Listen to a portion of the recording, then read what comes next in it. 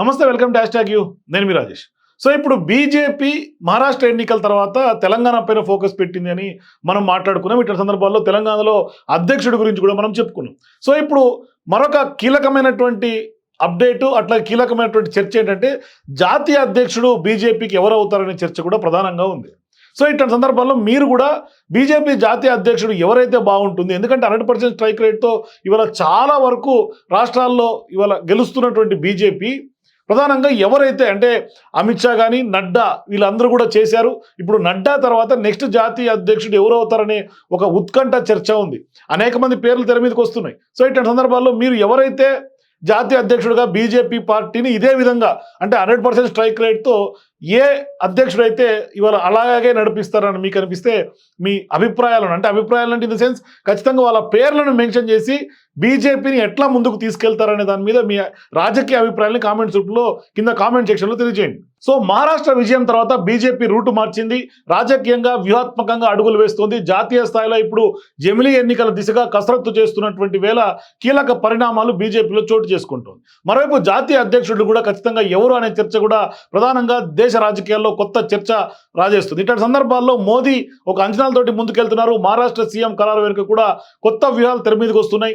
BJP పెద్ద ఎత్తున నడ్డా స్థానంలో కొత్త అధ్యక్షుడిని ఎంపిక పైన కూడా మోదీ అమిత్ షా ఇద్దరి ద్వయం కసరత్తు చేస్తున్నట్టు తెలుస్తోంది. అందులో భాగంగానే అనూహ్య నిర్ణయాల దిశగా అడుగులు పడుతుంది. ఎందుకంటే బీజేపీకి కొత్త అధ్యక్షుడు ప్రస్తుతం మహారాష్ట్ర నూతన సీఎం పైనే ఈ ఇద్దరు అంచనాలు కూడా ఉన్నట్టుగా ఆ దిశగా వాళ్ళ అంచనాకు వచ్చినట్టుగా పార్టీలో పెద్ద చర్చ జరుగుతోంది. ఎందుకంటే మహారాష్ట్ర నూతన సీఎం ఎంపిక వెనుక కూడా భారీ స్కెచ్ కనిపిస్తోంది. ఏకపక్షంగా మహారాష్ట్రలో విజయం సాధించినటువంటి బీజేపీ అక్కడ సీఎం ఖరారుతో పాటుగా పార్టీలో కూడా కీలక నియామకాలపైన కూడా చర్చ చేసినట్లు తెలుస్తుంది. అందులో భాగంగానే ఇప్పటికే మహారాష్ట్ర సీఎం పదవికి బీజేపీకే దక్కుతుందని షిండే, అజిత్ పవార్కు కొంత అమిత్ షా తేల్చి చెప్పారు. సో ఇప్పుడు షిండే సైతం తాను సీఎం పదవి ఆశించడం లేదని ప్రకటించారు. సో ఇప్పుడు ఎవరు సీఎం అయినా అజిత్ పవార్ డిప్యూటీ కావడం ఖాయంగా కనిపిస్తుంది. సో ఇప్పటి వరకు బీజేపీ నుంచి మాజీ సీఎం ఫడ్నవీస్కు మరోసారి సీఎం అవకాశం దక్కుతుందని పార్టీ వర్గాలందరూ కూడా భావిస్తూ వచ్చారు. కానీ మోదీ అమిత్ షా కొత్త ఆలోచన చేస్తున్నట్టు తెలుస్తుంది. అందులో భాగంగానే ప్రస్తుతం మహారాష్ట్ర సీఎంగా కేంద్ర సహాయ మంత్రిగా ఉన్నటువంటి మురళీధర్ మోహోల్ ఈ పేరు తెర మీదకి కొత్తగా వచ్చింది, పరిశీలిస్తున్నారు. ఇప్పుడు మురళీధర్ మోహోల్ పూణే ఎంపీగా ఉన్నారు. ప్రస్తుతం కేంద్ర మంత్రి దానికి సంబంధించి సివిల్ ఏవియేషన్ సహాయ మంత్రిగా కొనసాగుతున్నారు.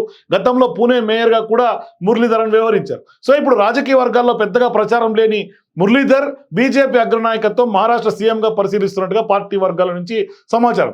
దీంతో ఇప్పుడు మహారాష్ట్ర మాజీ సీఎంగా ఉన్నటువంటి దేవేంద్ర ఫడ్నవీస్కు బీజేపీ జాతీయ అధ్యక్ష బాధ్యతలు అప్పగించే అవకాశం ఉందని కొత్త అంచనాలు తెర మీదకి వస్తున్నాయి. ఎందుకంటే పార్లమెంట్ ఎన్నికలు పూర్తయిన తర్వాత ప్రస్తుతం పార్టీ అధ్యక్షుడు నడ్డా స్థానంలో కొత్త చీఫ్ నియామకం పైన పలు పేర్లు పరిశీలనలోకి వచ్చాయి.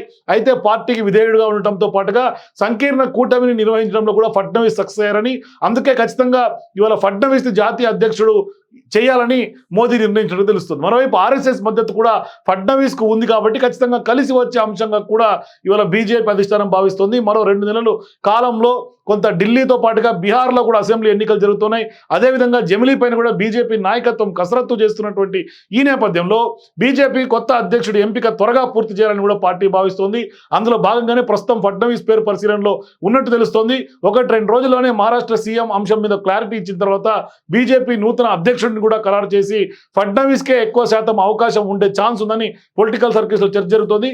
మొత్తం మీద ఫడ్నవీస్ జాతీయ అధ్యక్షుడు, నెక్స్ట్ మురళీధర్ మహారాష్ట్ర సీఎంగా పీఠం అధిరోహించబోతున్నట్టుగా స్పష్టంగా వార్తలు అయితే వస్తున్నాయి. మరి బీజేపీ అధిష్టానం నిర్ణయం ఏ విధంగా ఉంటుంది, ఎవరిని కేటాయిస్తారు, ఎవరిని అందరం ఎక్కిస్తారనేది మాత్రం వెయిట్ చేసి చూడాలి. సో మీరు కూడా కొత్త జాతీయ అధ్యక్షుడు బీజేపీకి ఎవరైతే ఖచ్చితంగా పార్టీ దూసుకెళ్తుంది దేశంలో, ఈ 100% స్ట్రైక్ రేట్ ఈ విధంగానే కొనసాగుతుందని మీకు అనిపిస్తే వాళ్ళ పేర్లను ఖచ్చితంగా కామెంట్ సెక్షన్లో తెలియజేయండి. For more videos please watch hash tag.